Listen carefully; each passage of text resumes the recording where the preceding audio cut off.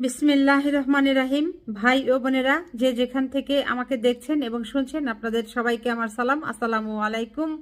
আশা করি আপনারা ভালো আছেন, আমিও ভালো আছি। UK property gossip by Tasmina YouTube চ্যানেলের পক্ষ থেকে জানাই শুভেচ্ছা। আজ জুলাই মাসের 8 তারিখ মঙ্গলবার 2025। এই মুহূর্তে লন্ডনের তাপমাত্রা আছে 23 ডিগ্রি সেলসিয়াস।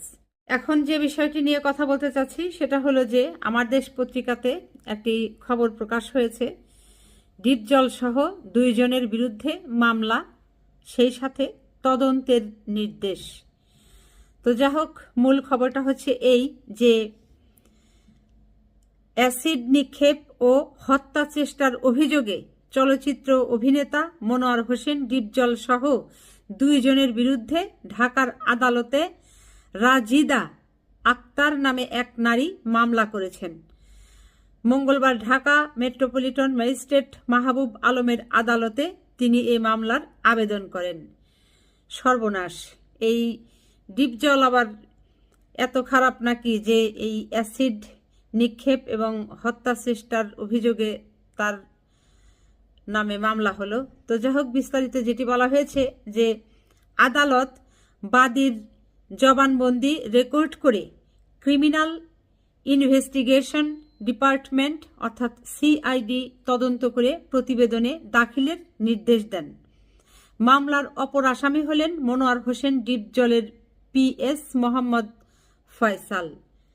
মানে ডিপজলও আসামি, ডিপজলের যিনি পিএস মোহাম্মদ ফয়সাল তিনিও আসামি। দুজনে মিলে ঝিলেই হয়তো এই অ্যাসিড এবং মহিলাটিকে নির্যাতন করেছিল। মামলার অভিযোগে বলা হয়, বাদিনী গত 2 জুন গাবতলী গরুর হাটে ঈদ উল আজহা উপলক্ষে গরু দেখার জন্য যান। সেখানে চলচ্চিত্র অভিনেতা ডিপজলও আসেন। তিনি অভিনেতা ডিপজলের ভক্ত, মানে ওই মহিলা তিনি ডিপজলের একজন ভক্ত।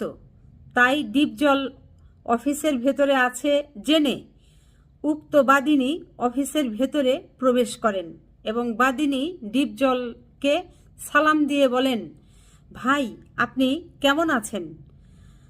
আমি আপনার খুব ভক্ত। আপনি আছেন শুনে আপনার সাথে দেখা করার জন্য ভিতরে আসলাম। তার মানে এই মহিলা ডিপজলের হচ্ছে ভক্ত, তার সিনেমা এগুলো দেখে তাকে খুব পছন্দ করে, যে কারণে তিনি এই গত 2 জুন 2025-এ, বেশি দিন হয়নি, মাত্র অল্প কয়েক সপ্তাহ আগেই তিনি গাবতলীতে যে গরুর হাট হয় সেখানে তিনি গরু দেখতে এসেছিলেন।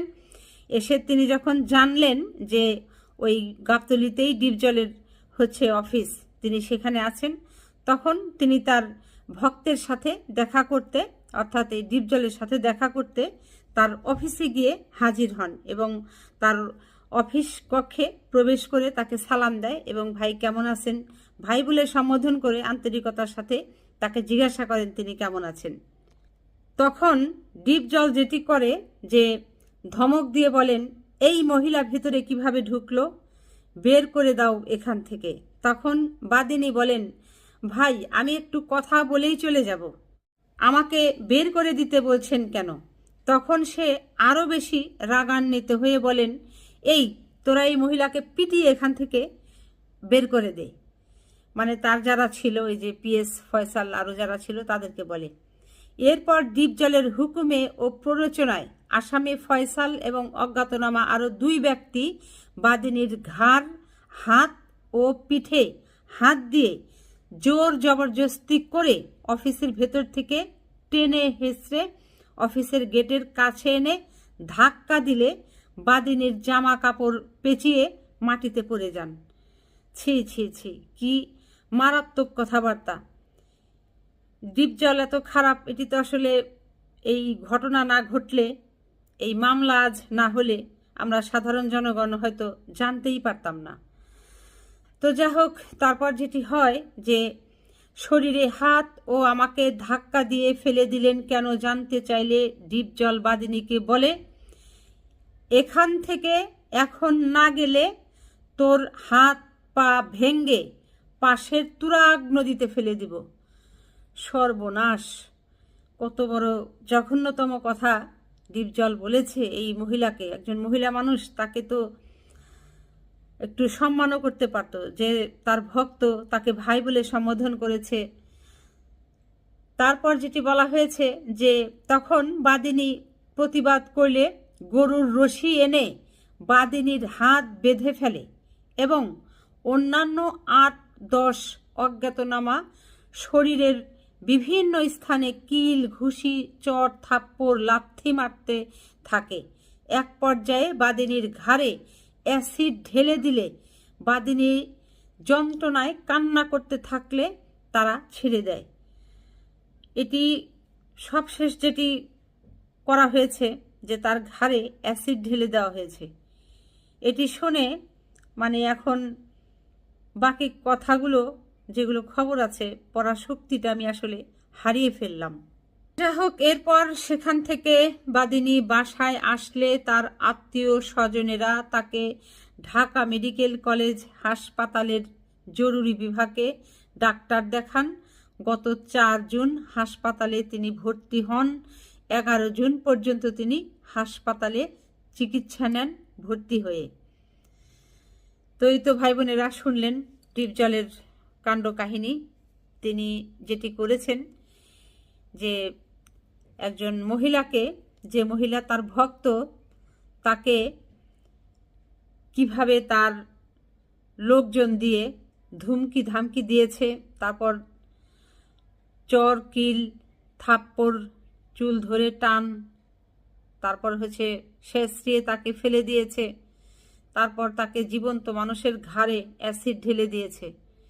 এই হচ্ছে ডিপজলের কাণ্ড কাহিনী। আমরা সাধারণ জনগণ ডিপজলের এটি আসলে উপযুক্ত যেটি শাস্তি, সেটি শাস্তি দাবি করছি। এবং যেহেতু মামলা হয়েছে, আগামী 24 ঘন্টার মধ্যে আমাদের সাধারণ জনগণের দাবি এই মনোয়ার হোসেন ডিপজলকে গ্রেপ্তার করা হোক, আটক করা হোক। সে যতই ক্ষমতাধর হোক, সে যতই কাঁচা টাকার মালিক হোক, সে যত বড়ই খ্যাতনামা নামি দামি অভিনয় শিল্পী হোক, এটির তোয়াক্কা আমাদের করার দরকার নেই। তিনি একজন ক্রিমিনাল, তিনি একজন অপরাধী, তার নামে মামলা হয়েছে। অতএব আগামী 24 ঘন্টার মধ্যে জোর দাবি জানাচ্ছি তাকে গ্রেপ্তার করা হোক। ভিডিওর শুরুতেই আপনারা যে ছবি দেখেছেন, হাতে একটি ছবি এবং হাত করজোড় করে দাঁড়িয়ে যিনি কান্নার ভঙ্গিতে ছবিটা তুলেছেন, ওই বোনটির নামই হচ্ছে রাজিদা আক্তার। এই বোনটি দ্রুত আরও যেন তিনি শারীরিকভাবে যে অসুস্থ আছেন সেটি তিনি যেন কাটিয়ে উঠতে পারেন, সুস্থ হন এবং মানসিকভাবে তিনি যেন সুস্থ হয়ে ওঠেন। তো ভাই বোনেরা, এই ভিডিওতে আসলে ছোট্ট একটি কথা যোগ করতে চাচ্ছি। এই যে বিগত আওয়ামী সরকারের শাসনামলে তুরাগ নদীতে এখন যত লাশ ভেসে উঠেছিল, মরা লাশ ভেসে উঠেছিল, কিংবা তুরাগ নদীর স্রোতে এক জায়গা থেকে আর এক জায়গায় চলে যাচ্ছিল, এখন তো সন্দেহ হচ্ছে যে এগুলোর নাটের গুরু এই ডিপজল কিনা। যেহেতু ডিপজল এই মহিলাকে সরাসরি বলেছে যে তাকে তার অফিস থেকে চলে না গেলে তাকে হাত পা বেঁধে মেরে হত্যা করে ওই তুরাগে ফেলে দিবে, কাজেই পূর্বে যে তিনি এরকম কাজের সাথে জড়িত ছিলেন না সেটির তো কোনো নিশ্চয়তা নেই। কাজেই তাকে গ্রেপ্তার করে যদি এই রিমান্ডে নেওয়া যায়, অবশ্যই সেটি সত্যতা বের হয়ে আসবে যে সে পূর্বে আরো কত মানুষকে এইভাবে হত্যা করে তুরাগে ভাসিয়ে দিয়েছে। তো যাই হোক ভাই বোনেরা, আপনাদের যদি এই ডিপজল সম্পর্কে তার আরও আকামের খবর জানা থাকে, সেগুলো অবশ্যই আপনারা আপনাদের মূল্যবান মতামতের মাধ্যমে কমেন্ট করে জানাবেন প্লিজ। সবাই ভালো থাকবেন, সুস্থ থাকবেন এবং আমার জন্য দোয়া করবেন। আমার এই চ্যানেলটিতে লাইক, কমেন্ট, শেয়ার এবং সাবস্ক্রাইব করবেন। আসসালামু আলাইকুম, আল্লাহ হাফেজ।